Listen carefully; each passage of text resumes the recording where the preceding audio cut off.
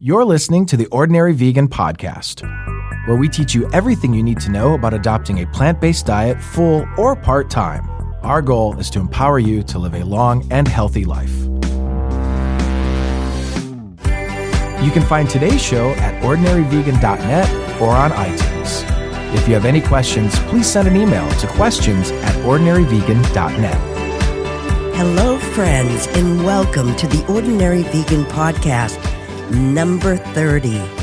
Everything you need to know about the simple plant chemical component cannabidiol, also known as CBD. I hope everyone enjoyed the holidays. I certainly did, but couldn't wait to get back at it, creating podcasts, creating recipes, making new videos, and doing everything in my power to help keep you well. I did a lot of thinking over the holiday week about my goals for 2018 and how I can serve all of you better, and it brought back a memory I hadn't thought about in many, many years. But when I was around 9 years old, my grandmother gave me a beautiful princess outfit and a magic wand for my birthday.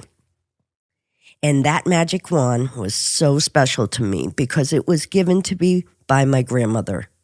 And I knew if she said it was a magic wand, then it was a real magic wand. And I could wish for anything and it would come true. So the first thing I did was wish for a bike for my childhood friend, Alan Dove. He had been asking his parents for one for a long time. Later that week, he went home and his mother had bought him a bike. He immediately rode his bike over to my house and we just stared at that magic wand, thinking, wow, it worked. What should we do with it next? Later that night, as I was laying in bed, I came up with a great idea. Why don't I take my magic wand and walk around my entire small town of Winthrop, Massachusetts, and make everyone's wishes come true? So I got up in the middle of the night, put on my princess outfit, snuck out of the house, and started walking up and down the streets of Winthrop, waving my magic wand and wishing that everybody would get what they want to make them happy. Later on, my family discovered I was missing, and my father came looking for me. He found me walking down some dark street, dressed in my princess outfit and waving my magic wand. And he was very angry and yelled for me to get in the car. After I explained to him what I was trying to do, he took the magic wand away from me and broke it in two. I was devastated. That memory made me realize that the truth is, in my heart, I am still that 9-year-old girl who wants to make everyone's dreams come true. And now I do that by advocating a plant-based diet, because I honestly believe with great health and energy comes great happiness. So, whether you are brand new to a vegan diet or been vegan for years, I am so grateful you are here listening to this, and my number one goal in 2018 is to help you stay healthy as possible, and my magic wand is a plant-based diet. If you're new to this podcast, a plant-based diet is a diet based on fruits, vegetables, whole grains, legumes like beans and lentils, and healthy fats like nuts, seeds, and avocado. A plant-based diet is not only the best choice for a long and healthy life, it is also the best choice for a healthy planet and a way to protect animals who have been bred into existence to suffer on factory farms. If you're just getting started on a plant-based diet, full or part-time, I recommend that you listen to Ordinary Vegan's podcast number 1, Getting Started on a Vegan Diet, in podcast number 10, How to Get Optimum Nutrition on a Plant-Based Diet. Now, let's get to the subject at hand. Cannabidiol, also known as CBD oil. Cannabidiol, commonly referred to as CBD, is by no means a new discovery, but recent advancements of research, scientific studies, and the use by the general population has put CBD oil on the map. The problem is people are confused about what CBD actually is, and many people assume it is marijuana and it can get you high, which it is not. About a year ago, I decided to take a long, hard look at CBD oil and its health benefits. And I must admit, in the beginning, I was skeptical because I wasn't seeing enough sound scientific proof. I started researching CBD oil because I began to hear and read a lot of stories about people using CBD oil for anxiety and PTSD. I became immediately interested because mental health issues are near and dear to me, especially for veterans suffering from PTSD. I also watched a documentary by Dr. Sanjay Gupta on CNN called Weed. And there was this little girl on there who started having seizures soon after birth. By age 3, she was having 300 seizures a week, despite medications. They finally tried medical marijuana, and her seizures were limited to 2 or 3 per month. But then they discovered it wasn't the marijuana THC part of the plant that helped. It was the cannabidiol CBD the plant contained. They found out they could extract the CBD oil without including the THC. They also discovered that hemp plants, part of the same plant species, contained healthy CBD oil without THC. Charlotte is 10 now, and the great news is that she's thriving.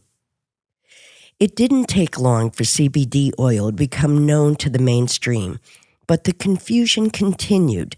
Most people thought CBD oil was the marijuana plant with THC. So I became a research maven and decided to learn everything I could about the advantages and disadvantages of CBD oil. So let's break it down. Cannabidiol, also known as CBD, is a non-psychoactive chemical produced by cannabis plants like marijuana and hemp. Cannabis is a genus of flowering plant in the Cannabaceae family with many species, including hemp, meaning that both marijuana and hemp both belong to the same group of plants marked by common characteristics.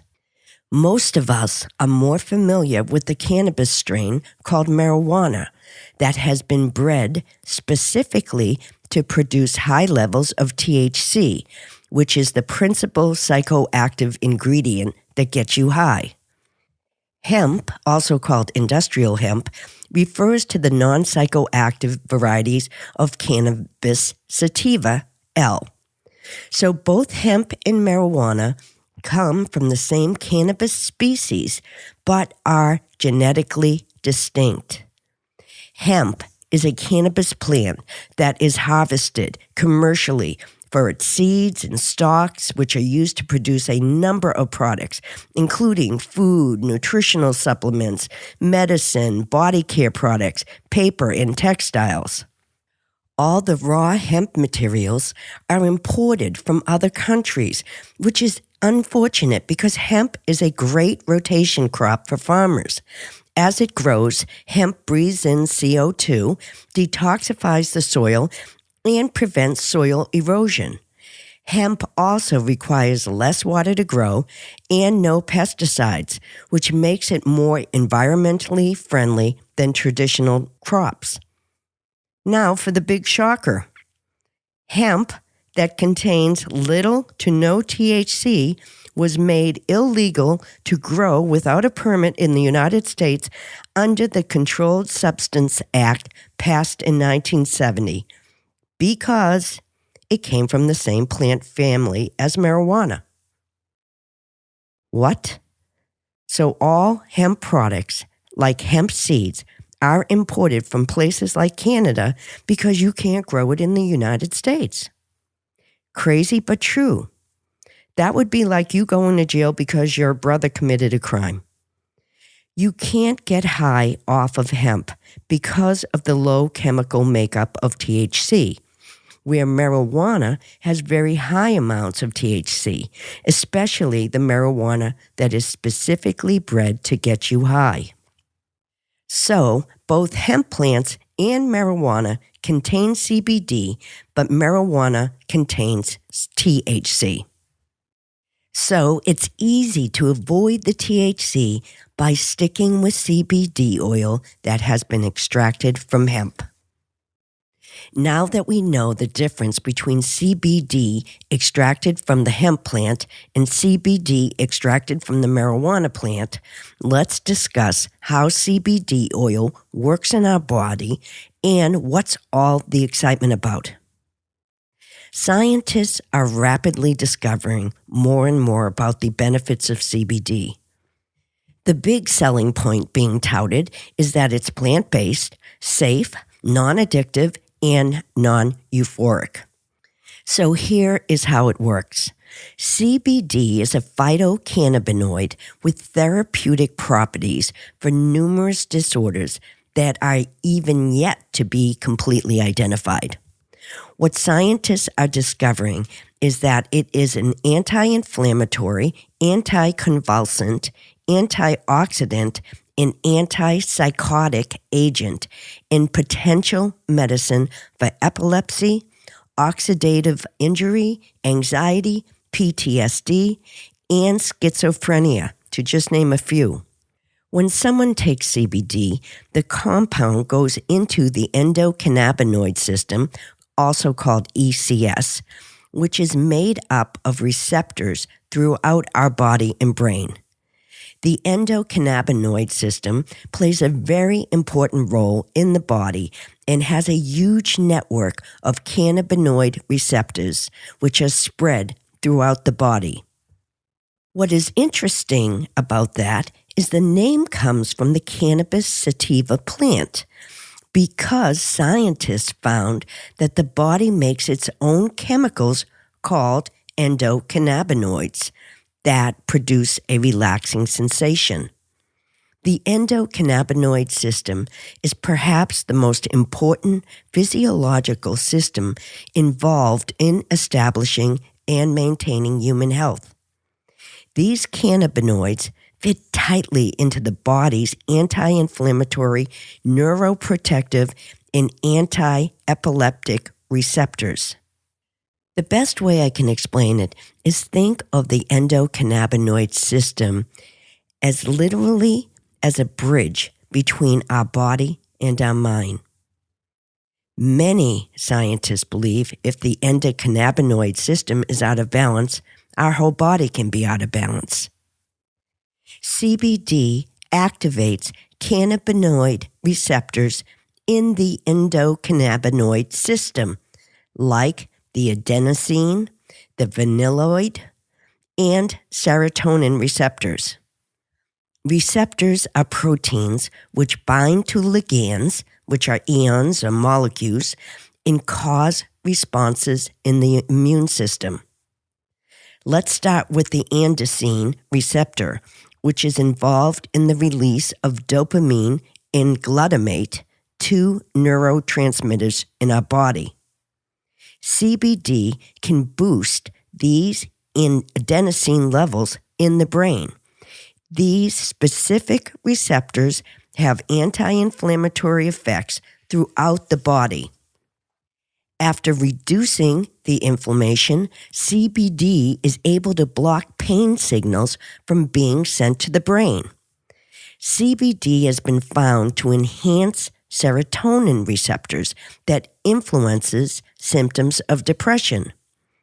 King's College and the University of São Paulo in Brazil conducted pioneering research into CBD and its effects on anxiety. What they found is that high concentrations of CBD directly activates the serotonin receptor and causes an anti-anxiety effect. This serotonin receptor is also involved in a number of neurological processes, including addiction, appetite, and pain perception. In 2013, the U.S. National Library of Medicine published an experimental study. I will put links to all the studies I mentioned in this week's show notes, by the way. But this study demonstrated that CBD could help with neurodegenerative disorders. Neurodegenerative disorders is an umbrella term for a range of conditions which primarily affect the neurons in the human brain, like Parkinson's disease. CBD can also directly interact with the vanilloid receptors, which function to mediate pain perception, inflammation, and even body temperature. In a human study, researchers used imaging scans to understand which brain regions are involved with CBD's anti-anxiety effects. They found that CBD causes a reduction in blood flow to specific regions of the brain linked to anxiety, such as hypothalamus. The hypothalamus is a small area in the center of the brain that has many jobs, including regulating many essential functions in our body like appetite and weight control, emotions, sleep cycles, and sex drive. These regions become overactive in anxiety disorders, whereas CBD seems to quiet this activity. CBD was also effective at reducing the overall anxiety of participants in the study. CBD also boosts adenosine levels in the brain. These receptors have anti-inflammatory effects throughout the body. CBD also works to manage pain by acting on the CB2 receptor, which are mostly found in the peripheral nervous system. By reducing inflammation, CBD is able to block pain signals from being sent to the brain. Remember earlier, I mentioned the most prominent case of CBD being used to treat epilepsy in a girl named Charlotte, who suffers from Dravet syndrome. Dravet syndrome is a severe form of epilepsy in children and at one point caused Charlotte to suffer from over 300 seizures a week. However, after starting treatment with CBD-rich oil, her seizures decreased dramatically to only 2 to 3 a month.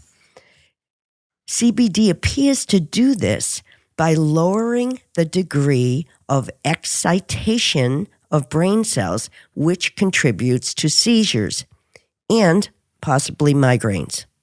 Another study found that the antipsychotic effects of CBD are related to its effect on anandamide.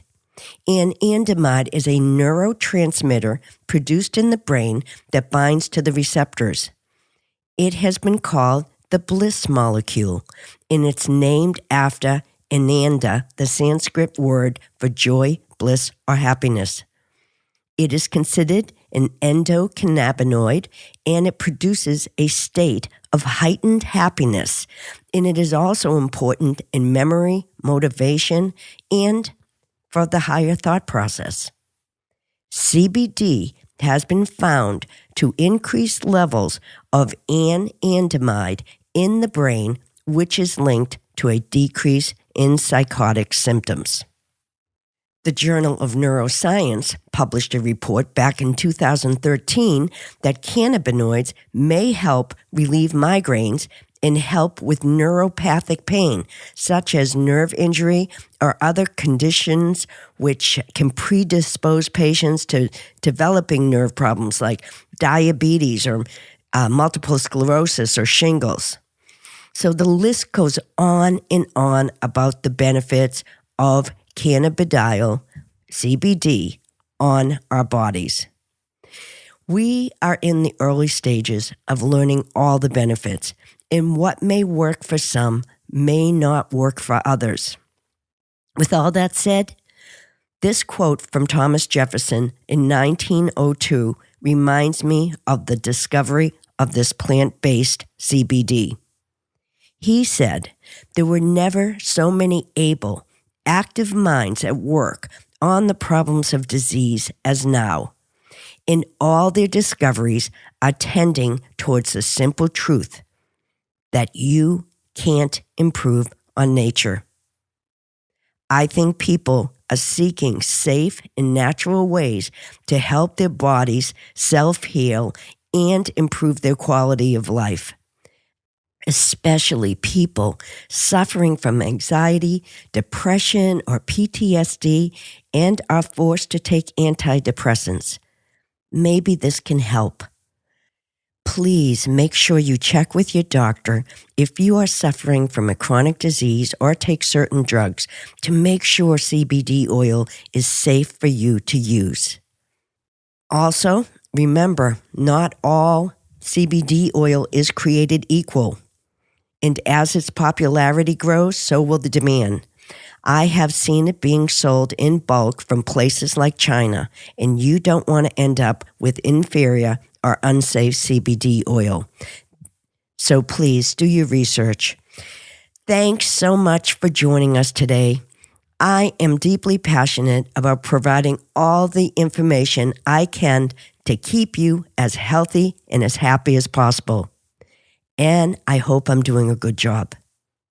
If you enjoyed today's podcast, please subscribe on iTunes. And if you get a minute, please write a review. You can find all my recipes and podcasts on ordinaryvegan.net. Please join our Facebook community at facebook.com/ordinaryvegan so you don't miss any of my Facebook Live cooking shows. And last but not least, Happy New Year, everyone. Thank you so much for all your support in 2017, and I look forward to bringing you even more health and wellness podcasts in 2018. Till next time. Thanks for joining our plant-based community today. Together, we can accomplish great things. Please subscribe so you don't miss any of Ordinary Vegan's recipes and plant-based tips. If you have any questions or feedback, email us at questions@ordinaryvegan.net. Until next time.